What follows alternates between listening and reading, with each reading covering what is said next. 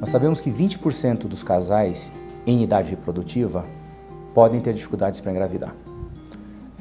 Desses casais, aproximadamente 40% das vezes, o motivo da infertilidade é feminino. Em outros 40% das vezes, o motivo da infertilidade ou o fator da infertilidade é masculino. Em aproximadamente 15% das vezes, esse motivo de infertilidade é do casal. Existe um percentual, que varia em torno de 5% a 10%, em que os médicos não conseguem determinar a causa efetiva da infertilidade. Causas masculinas. Existe a diminuição do número de espermatozoides, a diminuição de motilidade dos espermatozoides. Então, isso às vezes dificulta que eles cheguem nos óvulos, dificulta que eles consigam fertilizar os óvulos. Do mesmo jeito que no homem, na mulher, nós podemos ter problemas hormonais. Os mais comuns que todo mundo sabe é síndrome de ovário policístico. Muitas vezes a obesidade pode levar a uma não ovulação, problemas de tireoide, problemas com outros hormônios, como um hormônio que chama prolactina, por exemplo, que alterado pode influenciar na fertilidade, né? Problemas com útero e trompas. Então, isso acontece por infecções, por problemas de nascença, problemas genéticos, por causa de doenças como endometriose. Então, hoje a endometriose é uma das grandes responsáveis pela infertilidade. Existem problemas a nível do colo do útero, existem outros problemas como desde imunológicos, alterações do ovário, o que a gente chama de falência ovariana prematura, que no passado se chamava de menopausa precoce. Então existem várias causas que podem levar um casal a não engravidar.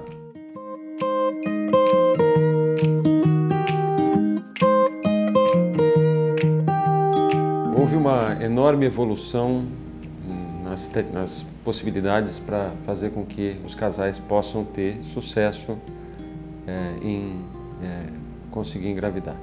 Dentre essas evoluções, a gente pode citar evoluções no campo do diagnóstico. Hoje a gente consegue fazer com muita precisão o diagnóstico de doenças que são fundamentais como causadoras da infertilidade, como por exemplo a endometriose. Houve uma grande evolução no sentido terapêutico, em várias instâncias, na instância do tratamento clínico, com medicações que vão melhorando, e nas técnicas de reprodução assistida. E também houve uma grande evolução no tratamento cirúrgico. São basicamente 3 grandes técnicas. A primeira é o que a gente chama de relação sexual programada ou coito programado. A relação sexual programada baseia-se em estimularmos a ovulação da paciente para que a gente tenha certeza de que naquele mês ela vai ovular.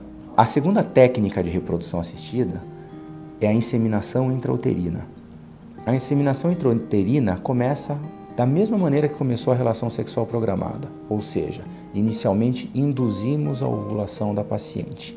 O casal vem à clínica, o marido vai colher uma amostra seminal através de como se fosse um simples exame de espermograma. Esses espermatozoides serão então capacitados, ou seja, preparados dentro do laboratório para serem colocados no interior do útero da paciente. Esse procedimento de colocação do espermatozoide no interior do útero é a inseminação intrauterina propriamente dita. A terceira técnica de reprodução assistida é a fertilização in vitro, ou o conhecido bebê de proveta. Nessa técnica, inicialmente, estimulamos a ovulação da paciente por um período aproximado de 10 a 14 dias. A fertilização vai acontecer no laboratório depois de 2 a 5 dias de desenvolvimento desses embriões dentro do laboratório. Esses embriões vão poder ser, então, transferidos para o interior do útero e ou congelados, criopreservados.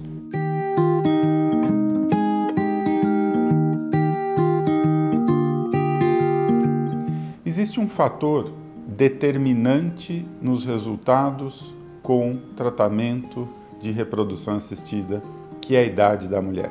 Se nós imaginarmos uma mulher até 35 anos, a chance dela engravidar em uma tentativa de fertilização pode chegar a 50%, 60%. E isso vai diminuindo com a idade. Qual que é o problema? A fertilidade começa a cair rapidamente a partir dos 35. Então, mulheres aos 40 já têm uma chance de 25% a 30%, mulheres aos 42 têm uma chance de 10% a 15%. Então, independente do tratamento que a gente faça, essa taxa de gravidez, essa chance de dar tudo certo, vai diminuindo ao longo dos anos.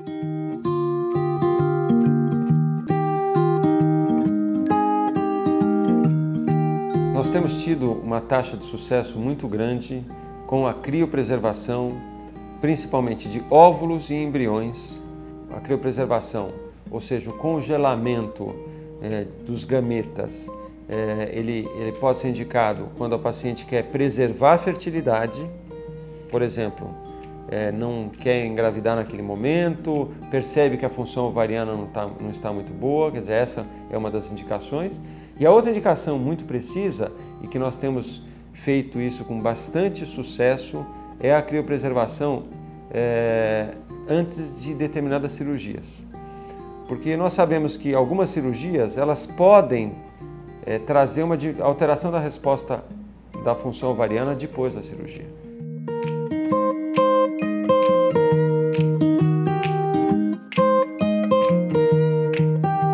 Se esse casal está tendo relações regulares, 1, 2 vezes por semana, no período fértil, né?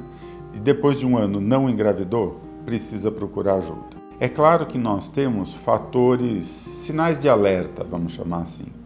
Então, se essa mulher já passou dos 35 anos, então não precisa esperar um ano. Se ela tem antecedentes importantes como cirurgias pélvicas, ginecológicas, infecções, se sabe que o marido já tinha problema, né? Se ela tem sintomas de endometriose, por exemplo.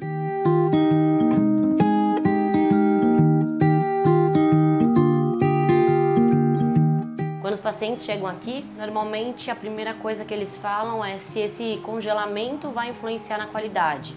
Primeiro, se eles vão sobreviver.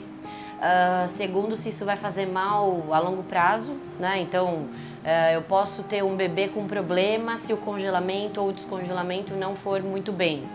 A gente explica que não, são técnicas seguras.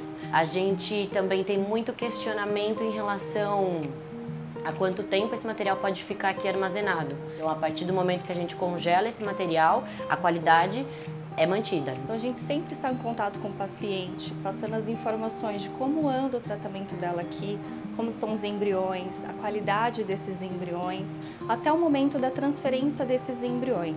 Sempre diariamente estamos passando esses contatos com a paciente, toda a informação do laboratório é passada para essa paciente. Então, se você tem um controle de qualidade bom, os seus resultados serão melhores. Justamente por esse controle, então controle de temperatura, controle de umidade, controle da luminosidade, do pH do meio, tudo isso faz diferença no seu resultado final. A gente discute muito parte clínica e laboratorial, unindo isso para ter uma qualidade melhor, ainda melhor. Porque se a gente não tiver essa interação, pode faltar informação suficiente para, às vezes, é um mínimo detalhe que a gente pode fazer diferença e realizar o sonho desse casal. Diferencial que a gente tem, a gente sempre trabalha com materiais de ponta, né? Tecnologia também de ponta. O Sírio-Libanês tem esse equipamento, que é o Primovision, que é um equipamento onde a gente não precisa tirar o embrião da incubadora para fazer a avaliação diária. Então, a gente tem melhores resultados com isso e esse sistema ainda ajuda a gente a fazer uma seleção melhor.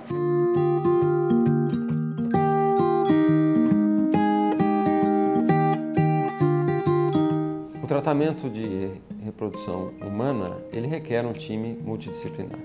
E esse time multidisciplinar, ele consiste de vários especialistas, são profissionais que têm uma capacitação muito grande para exercer essa função, são profissionais que têm uma formação científica muito precisa e que pensam muito no todo e não só no evento, o que são ações contemporâneas essenciais para a gente ter o sucesso, as taxas de sucesso de gravidez que a gente tem tido aqui.